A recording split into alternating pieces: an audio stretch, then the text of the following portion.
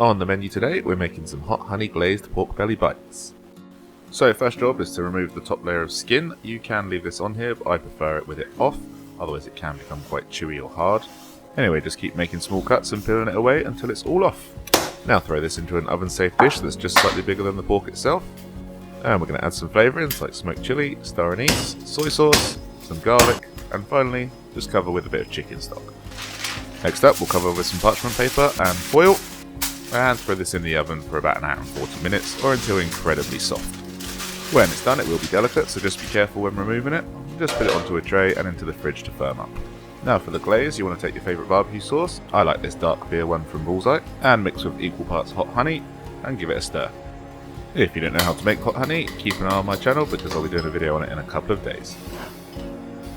Now grab your chilled pork out the fridge and cut into bite-sized pieces, and then just lay them out on a tray with a little bit of space in between each one. Now brush over your glaze, making sure you get each side, and throw it in the oven for about 10 minutes or until it's caramelised. Now glaze again and back in the oven for another 10 minutes, and you can repeat this as many times as you like. Get yourself a little bit of chilli and spring onion to go over the top when it's ready. Here's mine after 3 glazes. I think that's about good, so I'm going to stick it in this bowl here. And just as a little side note, this is absolutely perfect for doing a barbecue during the summer months. Anyway, I'm going to finish mine with a little bit extra hot honey.